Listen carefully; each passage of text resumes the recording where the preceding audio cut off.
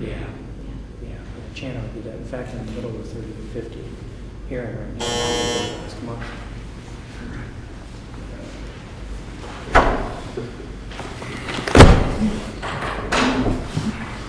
We got to wait for them. Court of Appeals for the 5th District, State of Florida is now in session. Panel Thomas D. Sawaya, Judge, presiding. All presenting business for this court, your good attention, you shall be heard. May God save the United States of America, State of Florida, and this honorable. Please be seated. All right. Good morning, ladies and gentlemen. Welcome to this session of oral argument of the 5th District Court of Appeal. It's certainly our pleasure to preside over the cases on the docket this morning. The cases will be called in the order as they appear on the docket. We've had one case that has been continued, and as soon as I get my docket sheet, I will announce that Florida Hematology versus Tumala has been continued till March 29th. So if anybody is here for that case, it will be heard at another date, again on March 29th. And so we'll take the cases as they appear on the docket. Criminal cases will be allotted 15 minutes per side, and civil cases 20 minutes per side. Let me introduce the panel to you. To my right is Judge Lawson. To my left is Judge Jacobus. And I would like to announce, if you have any electronic devices, please turn them off so that we're not interrupted during the course of our oral arguments. We have a clock on the podium that will assist you in keeping time, and if the appellant wishes to reserve any time for rebuttal, just simply let me know, and I'll try and assist you with that as well. The first case on the docket is Woodall versus State. Before we begin, the State conceded in the brief error as to Claim 2, so I assume that we will not be discussing that during the oral argument. Is that correct? Well, it may have been issue. It was Claim 2 in the motion. 3. So the State conceded error. So we'll use our time discussing the other issues. Okay, very good. With that, you may proceed. Good morning. My name is Tom Somerville, and I have the pleasure of representing Robert Woodall in this appeal of a denial of a 3850 after an evidentiary hearing on one ground and summarily denied on the remaining grounds. Respectfully request rebuttal time of 3 minutes. Okay. If we would prefer to address point 2 in the brief, which was ground 1, which alleged in the 3850 that trial counsel was ineffective for failing to move for a judgment of acquittal on count 1, the burglary of a conveyance, because if the court recalls, in this case, Mr. Woodall was charged by information in count 1 with remaining in the vehicle. The court actually instructed the jury on entered into the vehicle, and a general verdict form was used. So it's impossible to determine under which theory the jury ultimately found him guilty. I think it's fairly Hornbook law that when an offense it can be charged in various ways, the evidence and the verdict must show it was committed in the manner charged. In this instance, similar to point 2, I think the trial court, or in point 2, the trial court indicated that it was summarily denying our allegation because the trial prosecutor could merely have amended the information at the JOA time frame. I think that's true. They may have been able to do so, but without an evidentiary hearing, it's impossible and unknowable whether or not the trial counsel for the State would have done so, number one, or if the judge would have. How would you even know with a...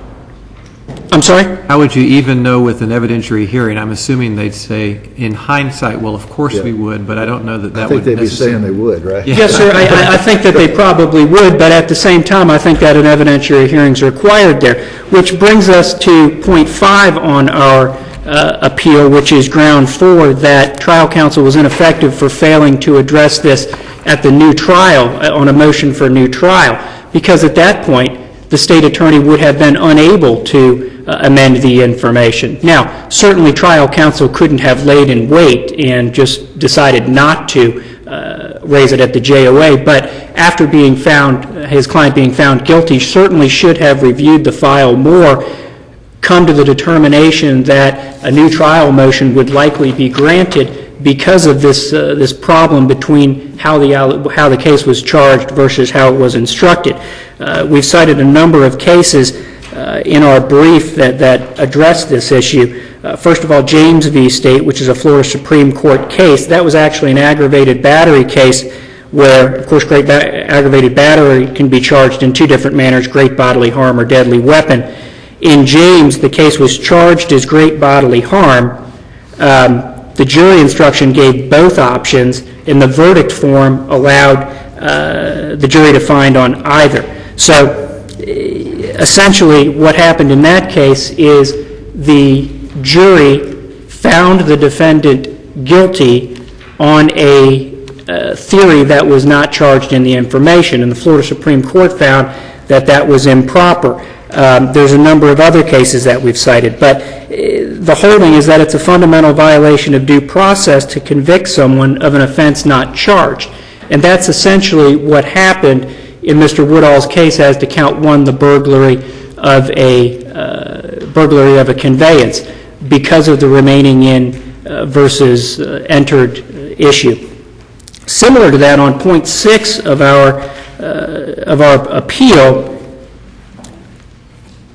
we allege that trial counsel erred in failing to move for a new trial in count 3, which was the aggravated battery, because the court didn't instruct the jury as charged. In count 3, Mr. Woodall was charged with committing the aggravated battery by use of a deadly weapon. The court instructed the jury on both a deadly weapon and the great bodily harm theory. Isn't a firearm always a deadly weapon? It is, but didn't the jury return a verdict of guilty as charged on the offense of aggravated battery with a firearm? The issue here is that the verdict form in this case was a general verdict form and didn't give them the option to choose between... Well, that's a second issue, but didn't they, on the main charge, wasn't the verdict form drafted so that they returned a charge of guilty as charged on the charge of aggravated battery with a firearm? That's the way it was worded on the verdict form, correct? It did on the verdict form. Okay, doesn't that indicate that the jury found beyond a reasonable doubt use of a firearm? Your Honor, I don't know that it necessarily did, because the jury instructions... Didn't the jury find firearm on a special interrogatory verdict form on the other two? They did on the other two, Your Honor, and that brings... There was a special place for them. So wouldn't that kind of indicate that they were consistent throughout? It would. However, when we're talking about enhanced statutes and special verdict forms that deal with things like was a firearm used, you can't have one count affect the finding in another count to determine whether or not. And we cited the Sims case on that, and that was a case where the defendant was charged with second-degree murder with a firearm and aggravated battery with a firearm.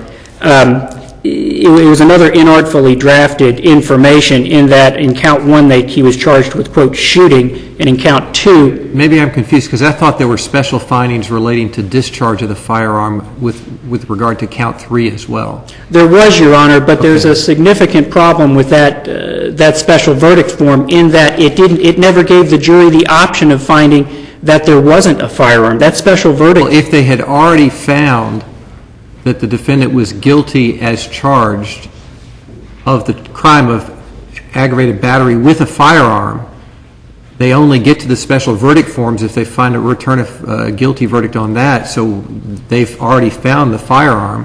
Why would you give them any option to not find a firearm? It would be completely inconsistent to do that. It doesn't make logical sense. Because the problem that we have in that count is that the jury was instructed on both a great bodily harm and a firearm option as far as how to find Mr. Woodall guilty. And because they were not given a specific verdict form to give them the option of either guilty by great bodily harm or guilty by deadly weapon, we don't know specifically how they found. This was the only option they were given, even though they were they were instructed on two different manners, deadly weapon or great bodily harm.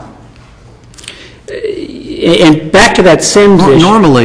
Normally you would craft the verdict form so that they'd have an option of coming. If you included the firearm in the general verdict form, then you would have an option of a lesser included offense of battery without a firearm or something like that. Did they include that kind of Judge, Yes, sir. I believe that in count 3, there was only, there was a choice of a guilty of lesser included offense of battery. There was no lesser included offense on the verdict form of simply aggravated battery without a firearm. Does that answer your question? So they could have returned a verdict of guilty of aggravated battery with a firearm or guilty of battery. Correct. Which would be what they would do if they didn't find a firearm, I guess. Well, not necessarily. If they found that he was guilty of great bodily harm because they were instructed that way, and that was the only option available for the aggravated battery allegation. So if that's the only option they're given, yet Is there any objection to that instruction? There wasn't, was there? There wasn't, which is why we're on a 3850 here rather than a direct appeal situation. I mean, I guess clearly there was a problem with the instructions. I don't know that there was anything wrong with the verdict forms, but it seems like you have a problem with prejudice given the findings that the jury did make beyond a reasonable doubt on count 3, I think. Judge, I think the prejudice is it allowed Mr. Woodall to be convicted and sentenced to a 20-year minimum mandatory sentence on a case where the jury was instructed improperly, and that we have a problem because it's unknowable now, based on the record that we have, whether they found him guilty of that aggravated battery based on a deadly weapon. It's sort of logically hard to argue, isn't it, that they didn't find a deadly weapon if they came back and found that he discharged that weapon beyond a reasonable doubt. I mean, well, not on that count. I would suggest that they didn't find it on that. Discharge was on the other counts, right? Correct, because there's special verdict forms on several of the, or each of the counts. And as I indicated previously in that case, Sims v. State, which is a 4th District Court of Appeal case in 2007, it indicated when we're dealing with enhanced sentencing, you can't use a special verdict form on one count. well, how did he get the 20-year min-man on count 3 then if there was no special verdict form? Well, the court found that he did in fact use and discharge a firearm. So our position is that The jury found that? the court found that, the jury found that. Our position, well, the jury did indicate in their special verdict form that he discharged a firearm. Now, our position is that special verdict form should be void because it has such a significant error. It doesn't. But that is the verdict form for count 3. There's a special verdict form for count 3 finding discharge of a firearm, correct? There is, but I suggest to the court that that verdict form, special verdict form, should not be considered because there's no option that he didn't do it. It's essentially bringing a verdict form to a jury saying your choices are the defendant is guilty or the defendant is guilty. Which do you choose? So I suggest to you that that verdict form ought to be completely stricken. And number 1, and find that that entire count should be vacated and set aside because of that issue. Or number 2, at the very least, find that the minimum mandatory sentence ought to be vacated because that special verdict form is improper, and we can't use a special verdict form on count 1 or 2 to enhance the sentence on count 3. That Sims case, they found in count 1 that the defendant did in fact use a firearm on a special verdict form, but on count 2, even though he was charged with aggravated battery with a firearm, because there was problems with the charging that it didn't properly charge the firearm, the court found that even though on count 1 it was clear as day, it was in the same trial, the court found, or the jury found that a firearm was used, they could not use that to enhance the count 2 sentence. You've got a little over 3 minutes left if you want to reserve any time. Otherwise, just keep going. I'd be happy to reserve time. Thank you. It's up to you. Okay. Thank you, Judge.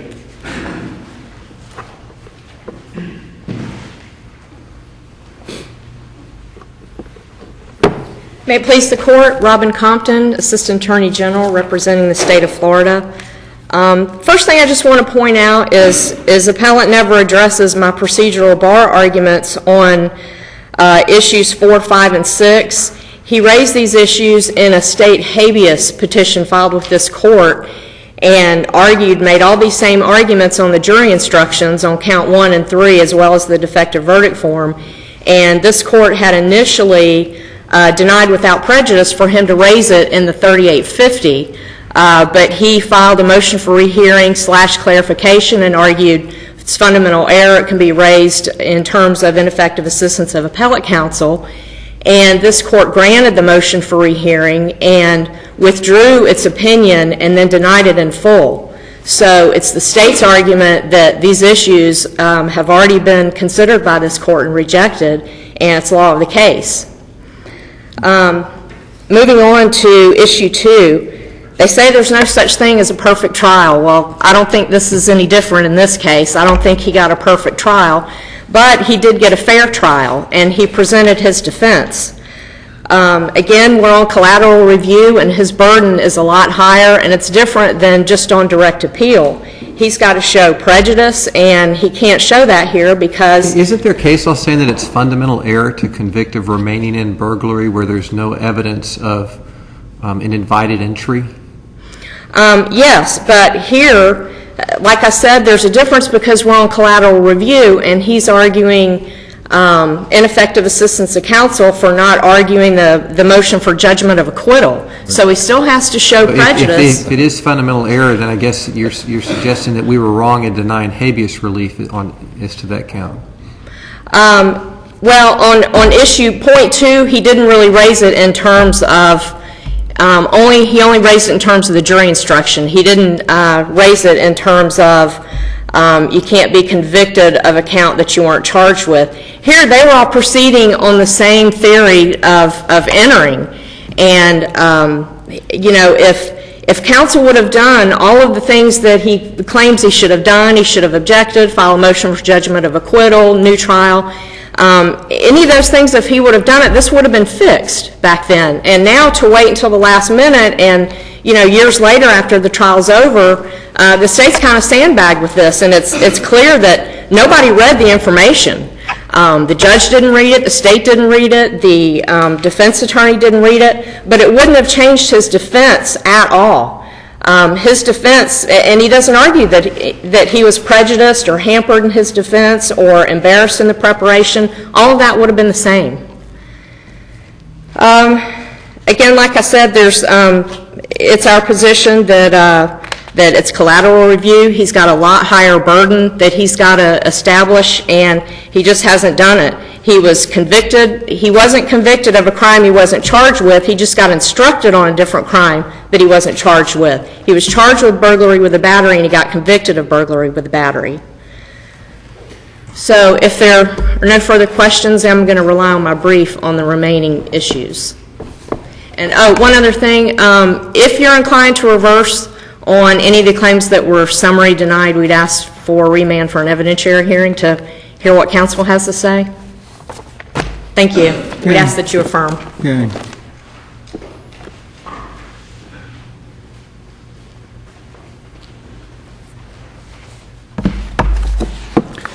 In response to the state's argument that had Mr. Woodall gotten everything that he requested in his 3850, that it all would have been repaired at trial, is incorrect. Number one, these grounds stand alone, each on their own. I do agree that perhaps on point 2, had trial counsel raised the issue of remaining in versus entering at the JOA point, that perhaps counsel or the state's trial counsel may have amended at that point, and Judge Conrad may have allowed them to do so.